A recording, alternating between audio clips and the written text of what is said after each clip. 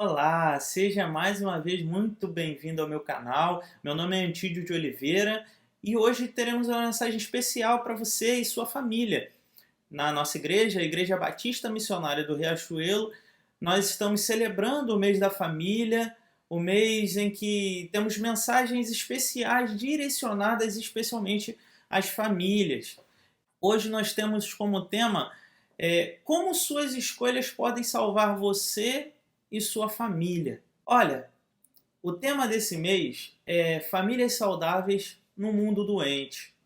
E a história que a gente vai abordar aqui hoje, o personagem bíblico que a gente vai falar, ele passou por algo parecido com o que talvez você e muitas famílias hoje têm passado, que é olhar para o mundo ao seu redor e não ver solução ou salvação, não ver nenhuma esperança. Ver exatamente esse tema desse mês.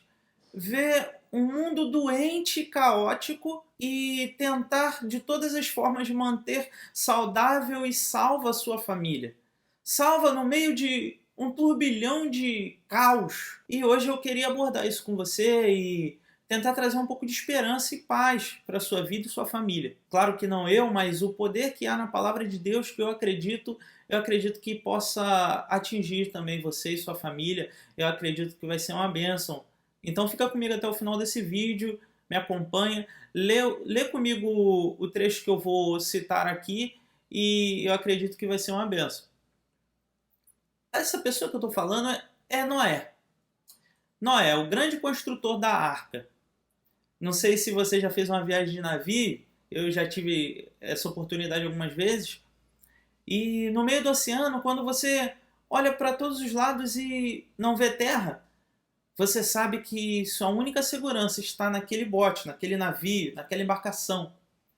E interessante é que no combate ao incêndio dentro de um navio, nós devemos medir todos os esforços possíveis, devemos empenhar todas as nossas forças para extinguir o fogo e apagar qualquer incêndio dentro de um navio. E não só incêndio, mas alagamentos e seja lá o que for que seja o problema, mas devemos extinguir de todos os meios possíveis, porque ali está a nossa esperança, ali está a nossa segurança. É diferente de um edifício onde, se não há pessoas ali dentro e não há perigo ao redor, o bombeiro não entra dentro de um prédio, de um edifício, para apagar o fogo. Ele resfria por fora. Não sei se você já notou isso, mas é o que eu tenho visto em algumas situações, em alguns filmes até. Mas ele só resfria por fora e tenta apagar o fogo sem causar maiores danos, tanto aos edifícios ao redor, às pessoas ao redor. Eles são responsáveis de tirar todo mundo dali de dentro, mas num navio não. Porque em terra, se o prédio desabar, tudo bem, constrói-se de novo. Mas num navio, se o navio afundar, estará em risco toda a tripulação. E eu queria que você pensasse na sua família dessa forma, como um grande navio, que de todas as formas possíveis você tem que apagar todos os incêndios e focos de incêndio. Porque se esse navio virar pique, vai depender toda a sua vida. Sua vida depende da segurança do navio. E é dessa forma que eu queria que você ouvisse essa mensagem. É assim que é a sua e a minha família. E Noé, ele foi um homem diferente do seu tempo. Ele foi um homem chamado por Deus no meio de um povo depravado, incrédulo, inconsequente, imoral. Enfim, vamos ler Gênesis capítulo 6. Eu acredito que vai te abençoar essa leitura e vai abrir a sua mente para algumas coisas que eu vou falar aqui. A nossa proposta de hoje é como fazer escolhas corretas, como fazer escolhas a fim de salvar a minha e a minha família. Bom, vamos ver isso na vida de Noé, lá em Gênesis capítulo 6, do verso 5 ao verso 9. Acompanha comigo. O Senhor viu que a perversidade do homem tinha aumentado na terra e que toda a inclinação dos pensamentos do seu coração era sempre e somente para o mal. Então o Senhor arrependeu-se de ter feito o homem sobre a terra, e isso cortou-lhe o coração. Disse o Senhor: farei desaparecer da face da terra o homem que criei, os homens e também os animais grandes e pequenos, e as aves do céu. Arrependo-me de havê-los feito. Verso 8. A Noé, porém, o Senhor mostrou benevolência. Esta é a história da família de Noé. Noé era um homem justo, íntegro entre o povo da sua época. Ele andava com Deus. Pula lá para o verso 18 e você vai ver. Mas com você estabelecerei a minha aliança, e você entrará na arca com seus filhos, sua mulher e as mulheres dos seus filhos. Isso foi Deus falando com Noé. E já no verso 22, olha o que diz. Noé fez tudo exatamente como Deus lhe tinha ordenado. Amém.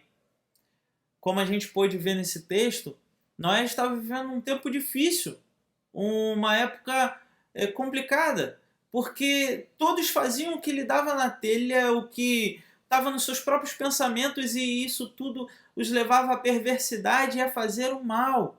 Já no verso 5 ele diz: a perversidade do homem tinha aumentado na terra. Não eram apenas algumas maldades aqui e acolá, coisas esparçadas, mas eram uma perversidade generalizada. A depravação humana tinha alcançado proporções inimagináveis. Bom, e o Senhor vê algo diferente em Noé e em sua família, porque ao chamar Noé, certamente ele não chamou somente Noé, mas era um chamado para a família, senão ele não tinha salvado toda a família de Noé. E ele vê algo diferente ali. Ele vê um homem íntegro, reto. Ele vê um homem que anda com ele. A Bíblia chama assim a Noé, e também me lembra de Enoque, que foi um homem que a Bíblia também chamou de homem que andava com Deus. Note que Noé não estava, nem Noé nem Enoque não estavam fora do seu tempo, fora da sociedade, excluídos, não tinham se limitado a viver longe da sociedade, da civilização, muito pelo contrário. Noé não era um eremita, e nem Enoque eram eremitas, pessoas excluídas, pessoas que andavam fora do seu meio. Não, a Bíblia diz que tanto Noé quanto Enoque tiveram filhos e filhas. Bom, isso nos leva a pensar algo, que mesmo no meio de perversidade, mesmo no meio da maldade, há uma possibilidade, para mim e para você, de andarmos de maneira íntegra, reta, andarmos com Deus e seguirmos os seus caminhos. Isso eu não sei você, mas isso me leva a ter esperança. Esperança na humanidade, esperança nas pessoas, esperança até mesmo em mim, que sou tão falho, tenho tantas coisas erradas na minha vida, tanta coisa para melhorar. Mas há um caminho que eu posso seguir que pode me dar esperança. Esse caminho é o caminho com Deus, um caminho de retidão, um caminho de intimidade com o Pai.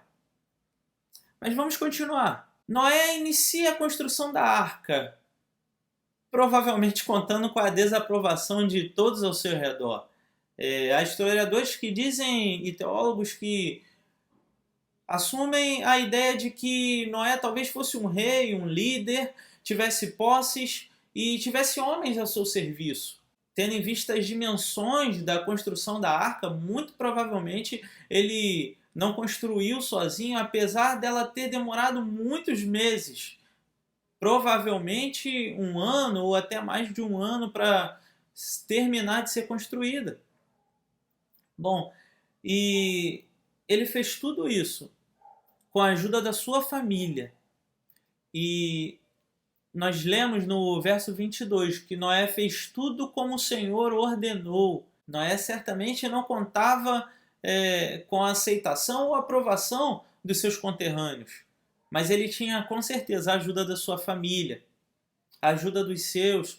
Com certeza era uma obra muito grande e ele não fez sozinho. Mas, como a palavra diz, ele fez tudo como o Senhor ordenara.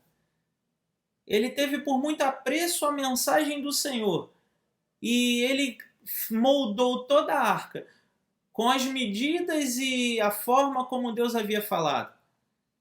Ele levou em consideração a palavra do Senhor. Isso é um ponto importante que nós vamos discutir mais à frente. Mas não só ele, mas a família creu fielmente na palavra do Senhor, na orientação do Senhor, e decidiram juntos construir a arca.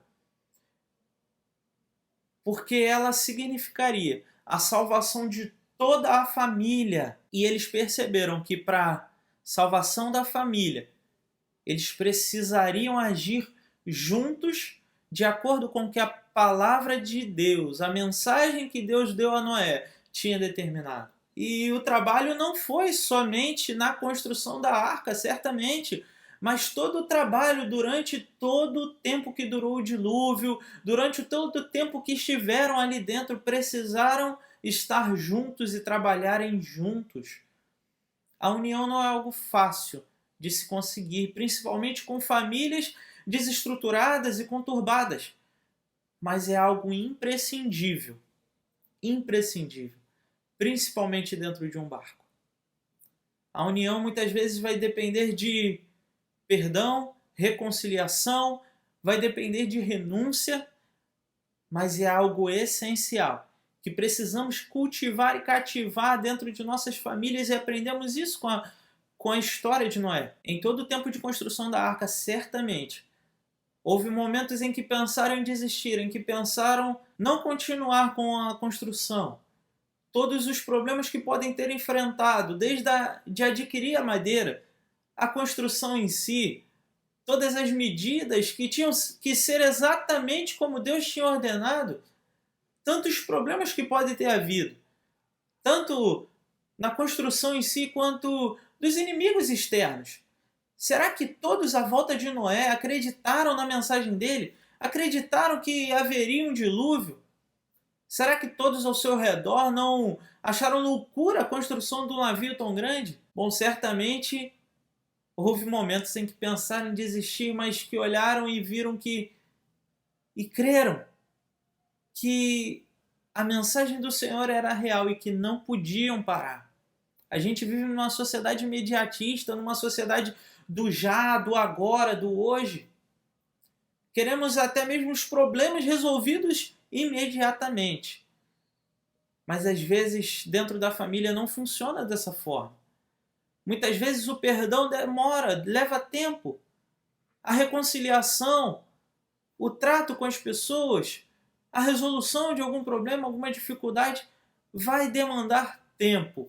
É preciso desenvolver a perseverança e a paciência, mas confiar plenamente na mensagem de Deus, na mensagem do Senhor para as famílias, nas promessas que Ele declarou para nós. Mas ao final da história, o resultado, você conhece essa história. O resultado foi a salvação de toda a família de Noé. Mas não só a família de Noé, a perpetuação de toda a humanidade.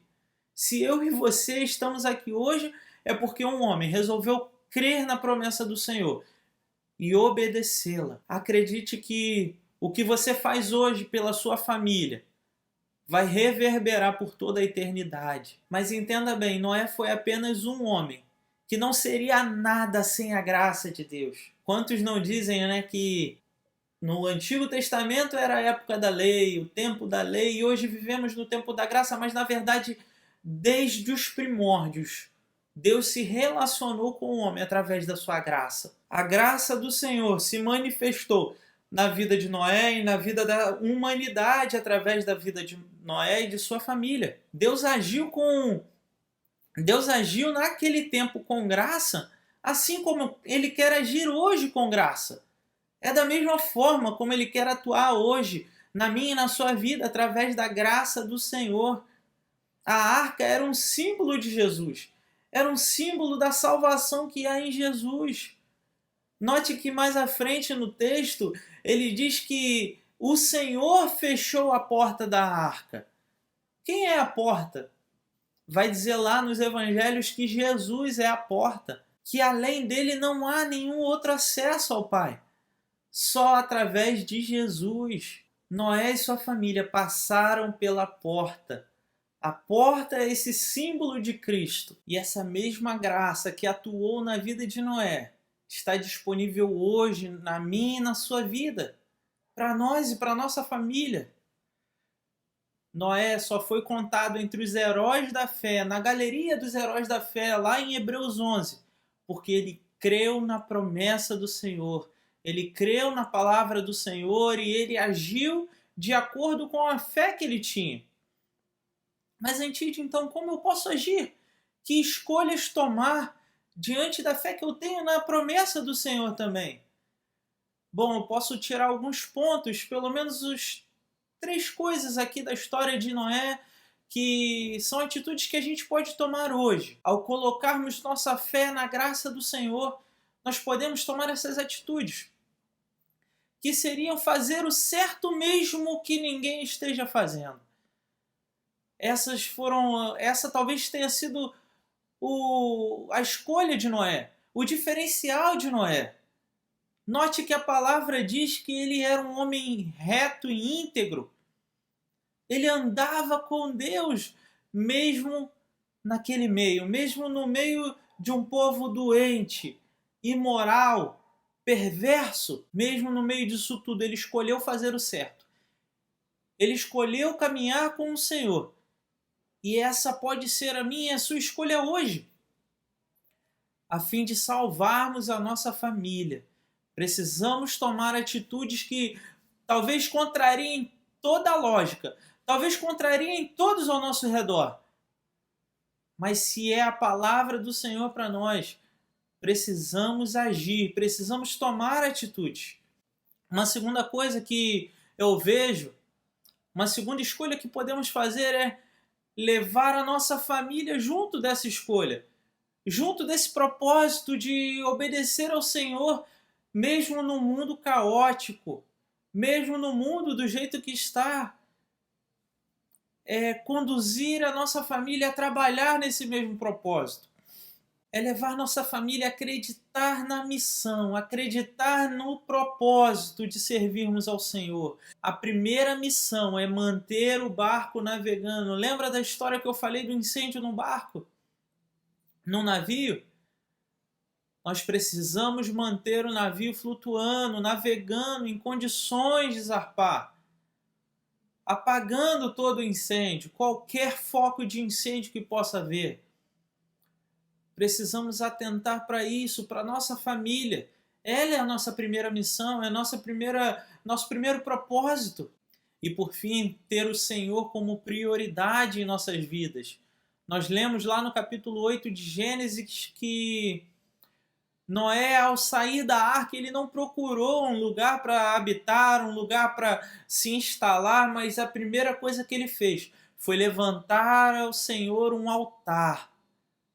Levantar um altar e oferecer um holocausto, um sacrifício de louvor e adoração ao Senhor. Porque ele sabia quem tinha salvado a sua vida e a de sua família. Ele sabia quem conduzia o barco. Ele sabia quem fechou a porta depois que eles entraram. Ele sabia. Ele conhecia o Senhor. E tinha um coração grato ao Senhor. Então não deixe de ter o Senhor como prioridade em sua vida e na sua família, no meio da sua família. As famílias estão perdendo o anseio do culto doméstico, o culto nos lares, aquele momento de comunhão no meio da palavra, no meio dos louvores dentro do lar. Não perca isso, querido. Precisamos restaurar a prioridade ao Senhor, a prioridade ao nosso Deus. Precisamos tomar as melhores escolhas a fim de salvar a nós e a nossa família, no meio desse mundo doente e caótico que nos encontramos. É fazer o certo mesmo que ninguém esteja fazendo. É manter a família unida, junta no mesmo propósito e ter o Senhor como prioridade em nossas vidas. Tantas coisas poderíamos tirar desse texto, mas medite em sua casa, medite com sua família. Pergunte aos seus irmãos seu pai, sua mãe, seus filhos, o que eles acham desse texto, que lições podem tirar desse texto. Isso vai ser muito importante porque, querido, o maior interessado nas nossas famílias, na minha e na sua família, é o Senhor. Então, que cooperemos com Ele, com a obra que Ele já tem feito nas famílias. Que cooperemos com Ele para abençoar as nossas famílias, para que elas cresçam, para que elas sejam cada vez mais saudáveis e trilhem o caminho que a palavra nos orienta. Entenda bem, Satanás já tem o seu exército. O mundo já está aí doente, caótico. A perversidade e a maldade já está aí no mundo. Mas o Senhor busca os seus remanescentes. O Senhor busca aqueles que podem cooperar com o seu trabalho. Cooperar para que Ele manifeste a sua graça à humanidade. E Ele quer contar comigo e contigo. Que estejamos assim na brecha. Que Deus te abençoe e te fortaleça cada vez mais para prosseguir nesse trabalho que não vai ser fácil. Mas não desista. Persevere. Porque o trabalho que você faz hoje pela sua família vai se perpetuar na eternidade. Amém? Que Deus te abençoe. Essa foi mais uma mensagem pregada à Igreja Batista Missionária do Riachuelo. E é você que está aqui me assistindo. Que Deus te abençoe a cada dia. Não se esqueça de entrar nos links que vão estar aqui abaixo do irmão Alexandre Malheiros, da Igreja Batista Missionária do Riachuelo, para que você acompanhe os nossos vídeos, nossas pregações, mensagens, devocionais e assim seja alimentado pela palavra do Senhor. Tá bom? Que Deus abençoe. Fique com Deus.